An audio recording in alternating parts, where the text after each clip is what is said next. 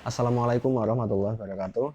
Kita akan melanjutkan kuliah online kalkulus dan kita masih akan melanjutkan bab tentang turunan. Ya. Ada 3 bahasan yang akan kita bicarakan di sini. Yang pertama adalah turunan dari inverse fungsi, kemudian yang kedua turunan dari fungsi berparameter, dan yang ketiga adalah turunan dari fungsi implisit. Oke, ini saya kasih nomor 1, 2, 3 gitu supaya nanti saya nggak usah tulis ini, ya, yang tulisannya ini. Saya langsung tulis nomornya saja biar agak cepat. Oke, yang pertama adalah turunan dari inverse fungsi. Saya tulis 1 ini ya, turunan dari inverse fungsi. Sebelum terlalu jauh kita membicarakan turunan dari inverse suatu fungsi, kita mengingat kembali yang dulu pernah kita pelajari di awal sekali ketika kita membicarakan tentang pemetaan dan fungsi ya. Ada istilah inverse fungsi. Jadi kalau Y itu bergantung kepada X, maka inverse fungsinya adalah X yang bergantung kepada Y. Pertanyaannya adalah, apakah setiap inverse fungsi itu merupakan suatu fungsi? Ya. Apakah setiap inverse dari suatu fungsi merupakan suatu fungsi? Jawabannya tidak, tidak selalu. Ya. Sebagai contoh, kalau misal diberikan Y itu sama dengan X kuadrat itu ya, atau saya tulis Y fungsi X ini supaya lebih jelas bahwa Y itu bergantung pada X. Tapi nggak harus ditulis ya yang dalam kurung ini. Misalnya Y sebagai fungsi X itu adalah X kuadrat. Oke, ini kalau digambar, ini kan grafiknya parabola. Seperti ini. Kalau digambar grafiknya, Y sama dengan X kuadrat itu seperti ini ya. Parabola. Nah, dia melalui titik 0,0 ya. Ini gambarnya yang kurang tepat, tapi nggak masalah. Dia melalui 0,0. Oke, ini kalau diberikan satu buah X, kita pasti akan mendapatkan satu buah Y. X-nya dikasih dulu, maka kita mendapatkan satu buah Y. Diberikan satu buah X di sini ya, misal, maka itu akan dipasangkan dengan satu buah Y yang ada di sana. Oke, tapi kalau dibalik kita menuliskan inverse-nya, yaitu X sebagai fungsi Y, X sebagai fungsi Y, ya kalau Y itu sama dengan X kuadrat, berarti X sama dengan plus minus akar Y, kan gitu. Nah, plus minus akar Y. Yang kedua ini. Yang kedua ini ya. X sama dengan plus minus akar Y. Apakah dia merupakan suatu fungsi? Tidak. Kenapa tidak? Karena diberikan satu buah Y. Ketika diberikan satu buah Y, dia akan mendapatkan dua buah nilai X. Yaitu yang plusnya dan yang minusnya. Dan itu bukan fungsi yang seperti itu. Oke ya. Lihat ya. Diberikan satu buah Y, satu buah Y di sini. Jadi Y-nya dikasih dulu. Maka yang dipasangkan dengan Y ini itu ada dua, yaitu yang ke sana ini ya, satu, dan yang ke sini ya ini dua. Satu dan yang di sini ini dua. Ada dua buah apa namanya? Dua buah X yang dipasangkan dengan Y yang sama.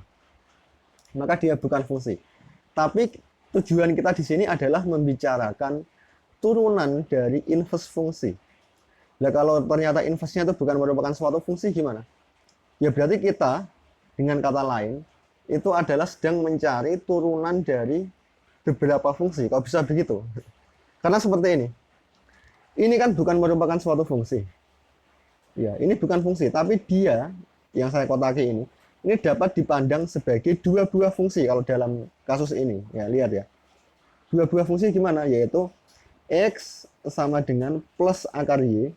Nggak usah saya tulis plusnya ya, akar Y. Dan X sama dengan min akar Y. Jadi ada dua, satu buah X diberikan, maka satu buah Y diberikan akan dapat dua buah nilai X. X yang pertama ini, X yang kedua ini. Maka dengan kata lain, kita sedang membicarakan dua buah fungsi. Kalau di dalam grafik, yang menjadi ini itu yang mana? Dan yang menjadi ini yang mana? Yang menjadi yang atas ini dulu, ya. Ini itu adalah yang ini. Yang ini. Grafik yang ini. Dan yang ini, yang bawah ini adalah grafik yang ini. Maka dengan kata lain, satu buah grafik ini atau satu buah fungsi ini kita pecah menjadi dua buah fungsi. Jelas ya? Jadi ketika kita diminta mencari dx per dy, misal turunan x terhadap y, turunan dari inverse fungsi ya, turunan x terhadap y, itu kita sedang mencari turunan untuk fungsi yang ini dan fungsi yang ini, dua ini. Jelas ya? Meskipun aslinya kan kalau kita melihat ini kan ini bukan merupakan suatu fungsi. Ya, yang atas ini. Oke. Semoga bisa dipahami ya. Jadi kita sedang mencari turunan dari ini dan ini, dua ini dan ini. Oke.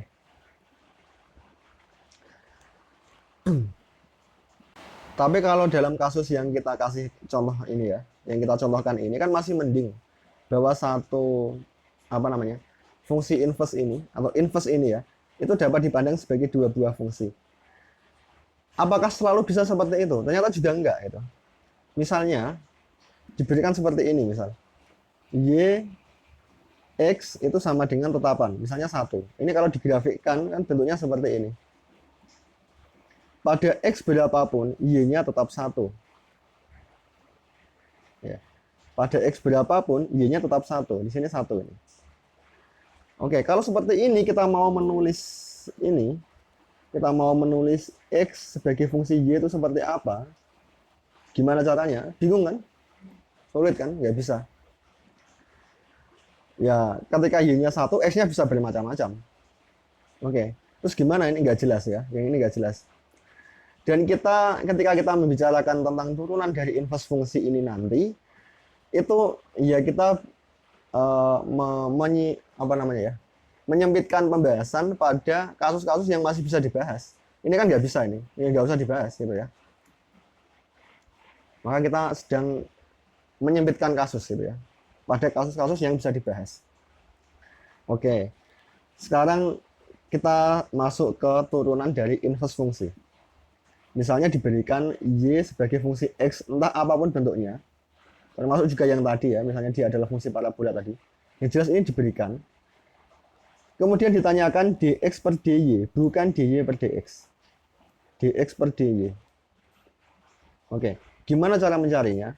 Kalau misalnya kita bisa mengubah ke dalam bentuk x sebagai fungsi y sama dengan bla bla bla bla, ya boleh dari bentuk ini diturunkan terhadap y, itu boleh. Atau dengan cara yang lain, ini kan boleh saya tulis seperti ini. Definisi turunannya secara umum itu adalah limit, ya, kalau ini bawahnya y ya delta y menuju 0 ya.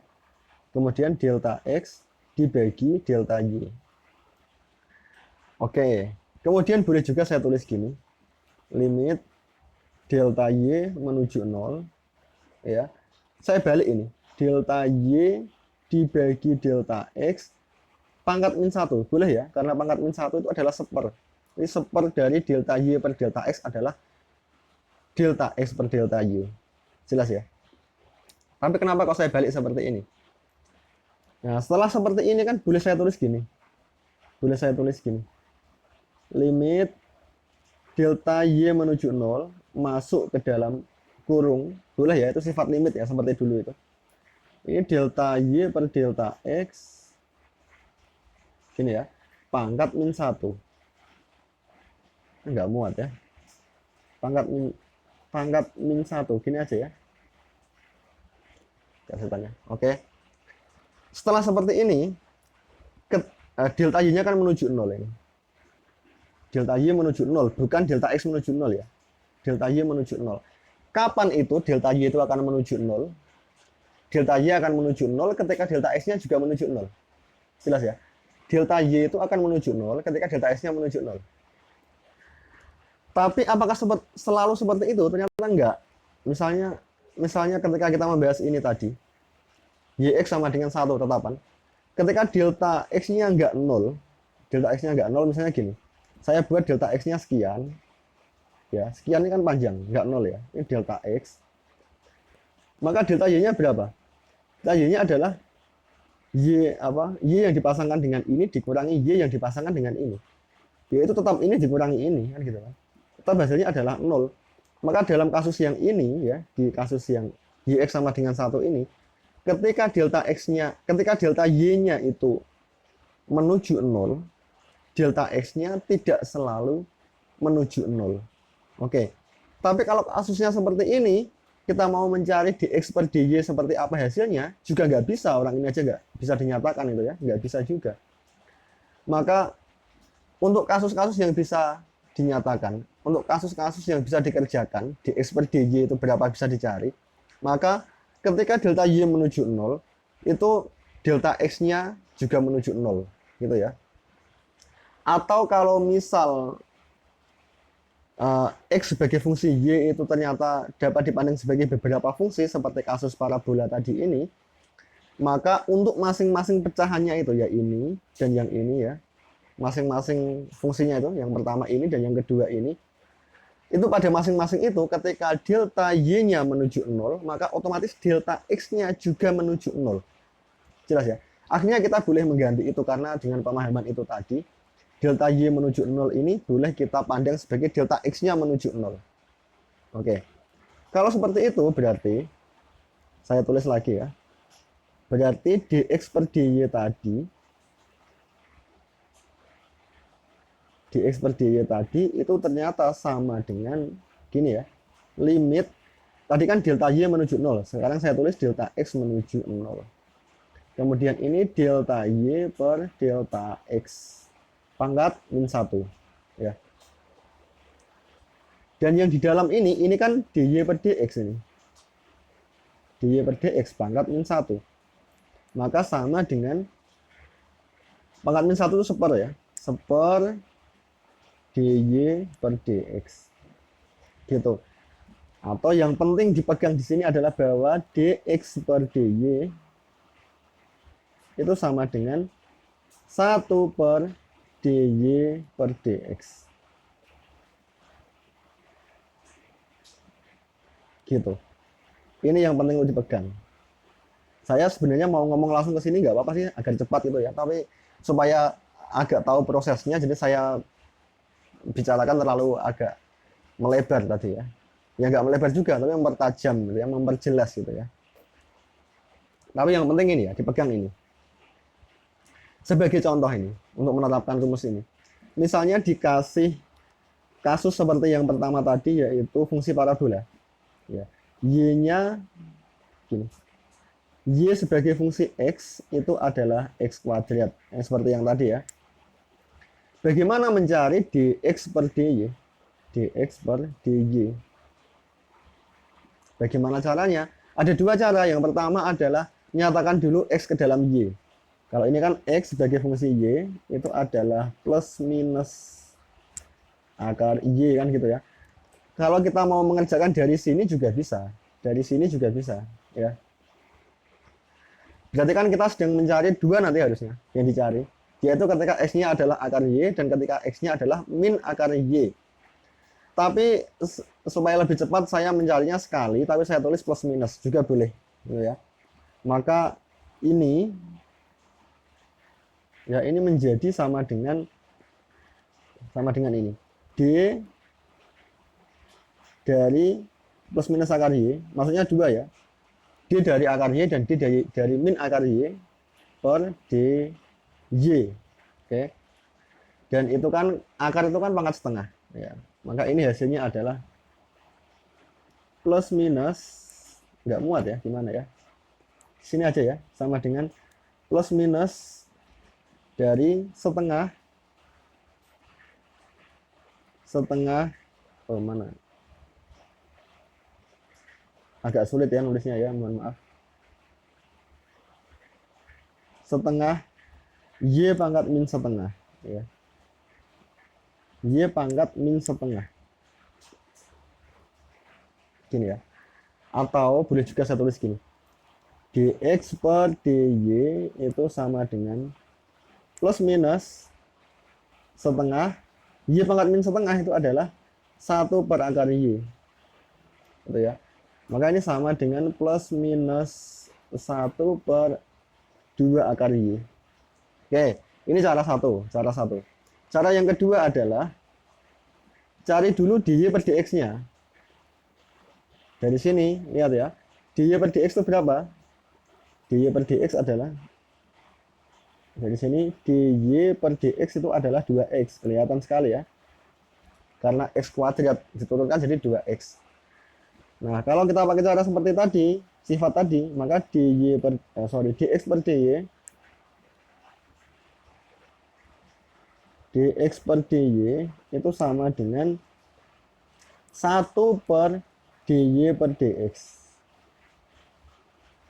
Sama dengan 1 per dy per dx ketemu 2x ya kan? 2x. Nah, maka sampai sini sebenarnya udah benar. Tapi mungkin kan orang penasaran, apa iya ini yang atas ini itu sama dengan yang bawah ini? Apakah plus minus 1/2 akar Y itu sama dengan 1/2 X? Ya, kalau penasaran, X-nya ganti lagi menjadi Y gitu ya. Dalam bentuk Y maksudnya. Tadi kan X-nya itu adalah plus minus akar Y. Ya tinggal diganti aja. Maka dari sini ya, saya tulis karena nggak muat, di X per dy sama dengan, saya tulis ini, 1/2 akar X, 1/2 akar X, 1/2 X gitu. X-nya itu adalah plus minus akar Y. Kan gini. Maka ini juga sama dengan plus minus 1/2 akar Y. Gitu. Nah kan sudah sama dengan ini ya. Sudah sama. Ternyata hasilnya juga sama. Mau pakai cara yang manapun, nggak masalah. Tapi yang penting dipegang adalah sifat ini ya. Ini penting untuk dipegang. Ini rumus cepat lah ibaratnya. Jelas ya? Oke, itu turunan dari inverse fungsi. Tapi kan sekarang gini, ini turunan kok nilainya ada 2, ini gimana maksudnya? Turunan kok nilainya ada 2? Ada plusnya, ada minusnya. Berarti hasil turunannya ada 2 nilai nanti. Iya, kenapa seperti itu? Dalam satu buah Y, ya, satu buah Y, itu turunannya ada 2 buah nilai. Turunan dari X ya, di X per dy ini ada 2 buah nilai. Kok seperti itu ya? Kita lihat lagi ke depan. Nah, lihat bagian ini. Ingat kembali bahwa turunan itu adalah gradien garis singgung kurva. Kalau saya mencari dy per dx, turunan y terhadap x, di suatu x tertentu, di x-nya yang ini misalnya, itu dengan kata lain saya sedang mencari gradien garis singgung kurva yang ini. Benar. Pakai hitam aja ya. Kurva yang ini, yang menyinggung, garis lurus yang menyinggung ini. Menyinggung ya, menyinggung itu gimana? Bersentuhan ya. Bersentuhan tapi tidak memotong ya, menyinggung ya. Bayangkan ini lurus ya garisnya ya. Maka saya sedang mencari gradien garis ini. Oke ya. Dan gradien garis ini itu adalah buat sembarang vertikal dan horizontal seperti ini sehingga menjadi segitiga siku-siku. Maka gradien garis ini itu adalah ini dibagi dengan ini. Jelas ya? Ini dibagi dengan ini. Itu kalau dy per dx. Kalau dx per dy, oke, maka gradiennya kebalik ya. Ini dibagi ini. Nah, maka kan benar seperti tadi ya, bahwa dy per dx itu adalah dx per dy itu adalah 1 per dy per dx ya. Karena secara gradien juga dia adalah kebalikannya seperti ini. Yang awalnya ini bagi ini, kalau dibalik kan jadinya menjadi ini dibagi ini. Ya. Nah, tapi saya kembali ke yang tadi. Kok bisa hasil turunan itu menghasilkan 2 buah nilai untuk 1 buah nilai y? Ya untuk 1 buah nilai y di sini misalnya, itu gradien garisnya bisa ini, bisa gradien garis ini. Ya.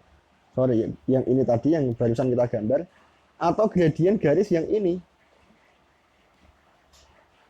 Yang ini, ya yang ke sana. Karena untuk 1 buah nilai y ini ada 2 titik yang y-nya sama di grafik ini, yaitu ini dan ini. Sehingga kita mendapatkan 2 buah garis singgung seperti ini. Oke, itu kasusnya seperti itu ya. Semoga dipahami. Semoga jelas ya. Sekarang kita lanjut yang kedua. Yang kedua tadi adalah tentang apa tadi? Turunan fungsi berparameter ya, ini ya. Turunan fungsi berparameter. Oke, kita lanjut ke yang kedua. Turunan fungsi berparameter. Bentar, sampai mana ya? Sini ya. Sekarang yang kedua. Turunan fungsi berparameter. Oke, fungsi berparameter itu maksudnya apa? Fungsi berparameter adalah fungsi, nah seperti ini ya. Kira-kira seperti ini. Misalkan X itu bergantung kepada variabel T, ya, X sebagai fungsi T. X sebagai fungsi T. Kemudian Y itu juga fungsi T, bergantung kepada variabel T. Yang ditanyakan bukan dx per dt, juga bukan dy per dt, tapi yang ditanyakan adalah dy per dx. dy per dx. Apakah y selalu dapat dinyatakan sebagai fungsi x kalau diberikan seperti ini? Kalau kita punya xt, kemudian punya yt, apakah kita pasti bisa mendapatkan bahwa y dapat dinyatakan dalam x? Sebenarnya nggak selalu ya. Sebagai contoh, kalau xt itu adalah tetapan, xt sama dengan 1 gitu. Terus yt itu bukan tetapan gitu ya. Kemudian dicari y fungsi x, itu nggak bisa itu. Karena bentuknya nanti ya pokoknya nggak bisa ya. Silakan dicek sendiri ya. Nanti jadi garis lurus ke atas gitu kan. Kalau dinyatakan dalam grafik y dan x, jadinya garis lurus ke atas, dan itu bukan fungsi itu ya. Oke, tapi di sini kita membicarakan pada kasus-kasus yang bisa dikerjakan. Kalau nggak bisa dikerjakan, ya berarti nggak masuk dalam yang kita bicarakan. Jelas ya? Kita membicarakan yang bisa dikerjakan. Oke, kalau seperti ini, dy per dx ya, ini boleh saya tulis seperti ini. Limit delta x menuju 0, delta y per delta x. Gini ya. Nah, kemudian ini boleh juga saya tulis gini. Tadi kan delta y bergantung kepada t. Sorry, y-nya bergantung pada t. X-nya juga bergantung pada t. Ya, ini boleh saya tulis gini. Limit delta x menuju 0. Ini delta y saya bagi dengan delta t dulu. Dibagi ya besar ya. Delta x yang saya bagi juga dengan delta t, kan nggak masalah karena yang atas per delta t, yang bawah per delta t ya, ini kan nggak masalah seperti ini. Oke, kemudian lihat di sini, ini delta x menuju 0, bukan delta t menuju 0. Ingat ya, delta x itu menuju 0 saat kapan? Yaitu salah satunya adalah ketika delta t-nya itu menuju 0. Meskipun delta x sendiri, x-nya sendiri itu bisa merupakan tetapan, misalnya x sama dengan 1, gitu, xt sama dengan 1. Maka saat t berapapun, x-nya ya 1. Maka kalau seperti itu, ketika delta x-nya menuju 0, belum tentu delta t-nya menuju 0. Jelas ya? Tapi kalau seperti itu nanti, ini nggak bisa dikerjakan.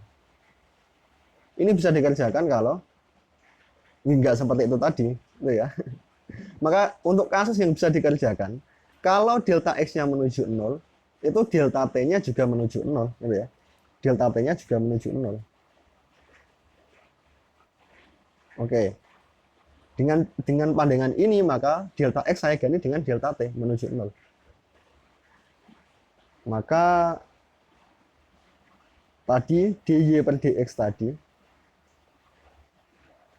itu boleh saya tulis sebagai limit delta t menuju 0, ini ya, delta y per delta t, kemudian per delta x per delta t.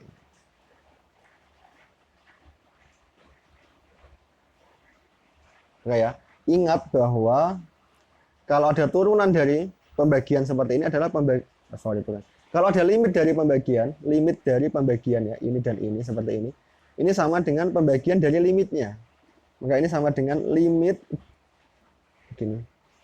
Limit delta t menuju 0 kemudian ini delta y per delta t dibagi dengan ya limit delta t menuju 0, nggak muat ya. Kemudian ini delta x per delta t. Oke. Bisa seperti ini.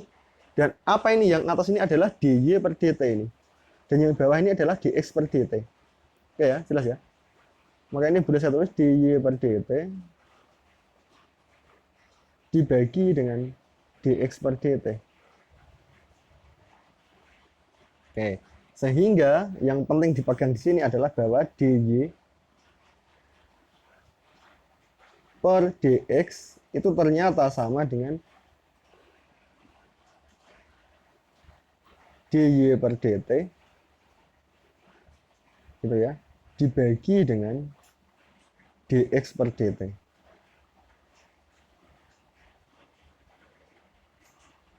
Oke ya. Ini dipegang nih, penting ini ya.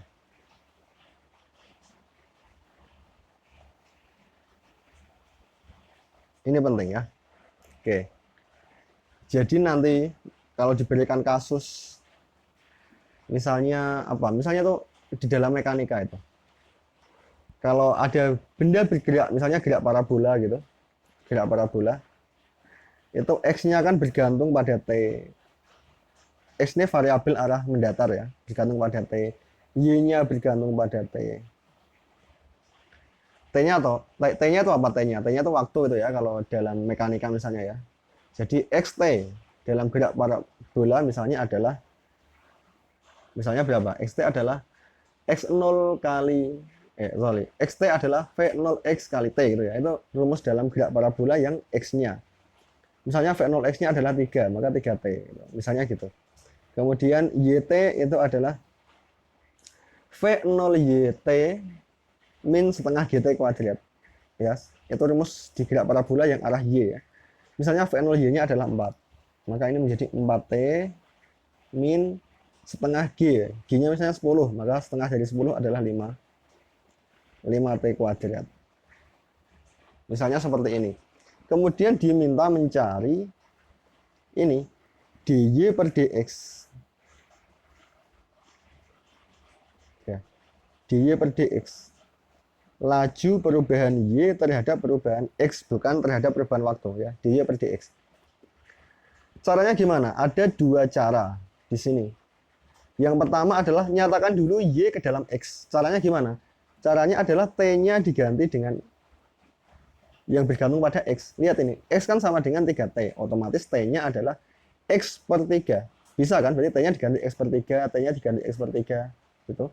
Seperti itu bisa. Setelah itu kan y-nya menjadi bergantung kepada x. Setelah itu dicari dy per dx. Atau cara yang kedua adalah menggunakan rumus yang ini tadi, ya, yang ini tadi. Gimana? Dy per dx sama dengan dy per dt, ya, dibagi dengan dx per dt. Ya, menggunakan rumus ini ya. Dy per dt itu ini turunkan terhadap waktu, maka hasilnya adalah 4 ini ya, 4 min 10t, benar ya, 4 min 10t dibagi dengan dx per dt. Dx per dt adalah 3. Oke, maka hasilnya adalah ya ini hasil turunannya.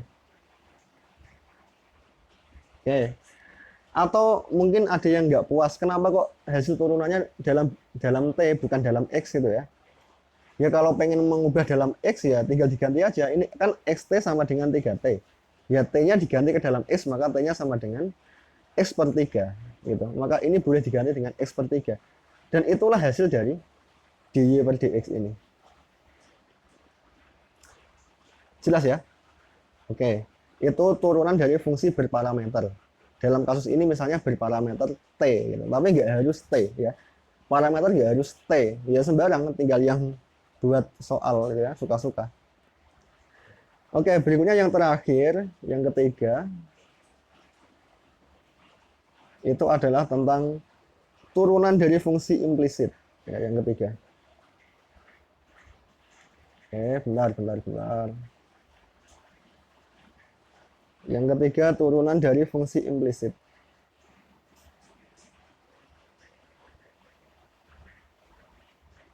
Oke. Turunan dari fungsi implisit. Ingat ya, fungsi implisit ya. Fungsi implisit itu fungsi yang antara variabel bebas dengan tak bebasnya itu nyatu gitu, enggak terpisah. Kalau misalnya y sama dengan 3x itu berarti fungsi eksplisit. Tapi kalau y min 3x sama dengan 0 itu adalah fungsi implisit. Atau biasa juga ditulis seperti ini misalnya. F bergantung pada XY itu sama dengan 0. Bisa ditulis seperti itu. Atau boleh juga ditulis misalnya nggak harus kanannya 0 ya. Misalnya fxy sama dengan gxy gitu. Maksudnya apa sih? Misalnya gini, misalnya kalau misal saya tulis sin xy sama dengan x plus y, misalnya gitu. Ini kan bukan dalam bentuk y sama dengan atau x sama dengan kan. Oke, ini juga termasuk ke dalam fungsi implisit ya, ingat ya. Yang x dan y-nya nyambur seperti ini. Kemudian misalnya dikasih seperti ini, fungsi implisit, diminta mencari dy per dx atau dx per dy. Caranya gimana? Caranya adalah kalau diminta mencari dy per dx ya. Misalnya diberikan fxy itu sama dengan gxy. Maksudnya yang kiri bergantung pada xy, yang kanan juga. Bentuknya bisa lain gitu ya. Seperti ini. Kemudian diminta mencari dy per dx. Atau yang kedua diminta mencari dx per dy. Kalau diminta mencari dy per dx, caranya adalah turunkan kedua ruas ini terhadap x semua. Jadi kita menulisnya nanti gini, df xy per dx ya, kemudian sama dengan dgxy per dx. Gini. Sampai sini kalau misal cerdas gitu ya, mungkin akan bertanya, ini maksudnya saya nulis apa ini gitu kan? Kok f kan fungsi dari x dan y, kok diturunkan gini nggak pakai parsial, ini juga kok nggak pakai parsial, itu maksudnya gimana? Oke, kalau x dan y-nya benar-benar bebas, nggak ada kaitan, ya pakainya harus parsial. Tapi ini kita tidak sedang membicarakan turunan parsial ya. Jadi dalam hal ini kita mencari dy per dx itu dengan kata lain kita sudah memikirkan bahwa y itu bergantung pada x. Y bergantung kepada x. Kalau y-nya bergantung kepada x, dengan kata lain fxy ini boleh saya pandang sebenarnya hanya bergantung pada x. Kenapa? Karena y-nya kan dapat diubah ke bentuk x, ya. Y-nya sama dengan bla bla bla x kan gitu. Maka meskipun ini saya tulis fxy, sebenarnya itu semuanya bergantung kepada x, sehingga saya tulis d ya, bukan pakai parsial. D itu per dx sama dengan d ini per dx. Gitu. Dan nanti dilanjutkan ya setelah itu. Lebih enak kalau langsung ke contoh ini. Nah, kalau yang diminta adalah dx per dy, yang kedua seperti ini, maka caranya adalah turunkan kedua ruas ya, nggak usah saya tulis ya, dengan y terhadap y, d terhadap y, gitu nanti ya. Kalau mintanya terhadap y, atau dengan kata lain, kalau kita sudah mendapatkan ini yang atas, dy per dx sudah dapat misalnya, kemudian disuruh mencari dx per dy, nggak usah menurunkan ke bentuk ini ya, nggak usah ke bentuk ini, nggak apa-apa. Gimana caranya? Nah, dx per dy itu kan 1 per dy per dx. Maka bisa langsung 1 per yang atasnya ini. Itu sudah menjadi yang bawah ini. Jelas ya? Supaya lebih enak kita langsung ke contoh. Misalnya diberikan seperti ini. Sin xy yang tadi aja ya. Sin xy sama dengan x plus y. Kemudian diminta mencari dy per dx itu berapa. Oke, ingat ya, dalam kasus ini y-nya itu kita pandang sebagai fungsi x. Meskipun nggak kita tuliskan, tapi sebenarnya kita sedang mengacu ke bentuk ini. Y fungsi x ya. Y fungsi x, sehingga kita bisa mencari dy per dx. Tapi kita mencarinya tidak harus mencari dulu y fungsi x seperti apa. Kita langsung dari sini, gitu ya. Dari sini ini. Kalau yang diminta adalah turunan terhadap x, maka turunkan kedua ruas ini terhadap x semua. Maka menjadi, di sini aja ya lanjutannya ya, kan nggak muat sepertinya. Langsung aja, maka ini menjadi d sin xy per dx, karena yang diminta adalah terhadap x ya, sama dengan dx plus y terhadap x. Seperti ini. Oke, perhatikan ini. Kerjakan dulu yang ruas kiri. Kita kan punyanya sin x y ya. Y itu fungsi yang bergantung pada x. Diturunkan sin x y terhadap x, maka kita harus pakai aturan rantai ya. Jadi gimana? Jadi misalkan dulu ini adalah u ya. Xy itu misalnya adalah u. Maka d sin u per dx itu sama dengan d sin u per du dikalikan du per dx. D sin u per du turunan dari sin itu adalah cos. Maka ini kita tulis cos u. Cos u itu apa ya? Cos xy gitu ya. Cos u itu du per d sin u per du. Kemudian du per dx. Ini adalah d xy per dx. Gitu ya. Sama dengan, nah yang kanan ini dx plus y turunkan terhadap x, maka dx per dx plus dy per dx. dx per dx itu adalah 1 ya, ditambah dengan dy per dx. Tulis saja dy per dx, karena kita nggak tahu y sebagai fungsi x itu bentuknya seperti apa, kita kan nggak mencari itu. Tulis saja dy per dx, dan ini yang kita cari kan nanti kan, dy per dx kan? Oke, kemudian setelah itu ini cos xy, kemudian perhatikan yang ini kan seperti perkalian itu ya, u kali v ya, atau apa namanya ini. Nanti kan udah u ya, harusnya nggak u lagi ya, apalah misalnya f kali g gitu misalnya, atau ini saya gantilah bukan u bar gitu, biar ini saya boleh nulis u, ini boleh u, ini boleh v gitu ya, karena kita terbiasa pakai u dan v. Oke, dxy per dx, xy itu uv. Oke, maka kita pakai rumus yang biasa itu ya, u aksen v plus u v aksen. U aksen, jadi turunan dari x itu adalah 1. Nggak usah saya tulis ya, karena 1. U kali u aksen v, v-nya adalah y. Kemudian plus u itu x, kemudian v aksen, u aksen v plus u v aksen ya. V aksennya adalah dy per dx. Tulis saja dy per dx gitu. Oke, itu sama dengan 1 plus dy per dx. Gini. Setelah ini, setelah kita sampai sini, dikumpulkan semuanya yang dy per dx. Dy per dx-nya kumpulkan.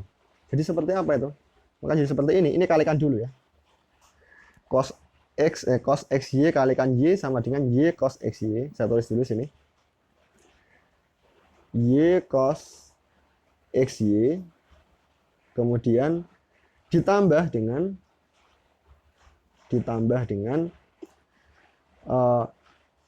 x cos xy dy per dx. X cos xy dy per dx gitu. Kemudian sama dengan 1 ya, mana tadi, sama dengan 1 plus ini dy per dx ya.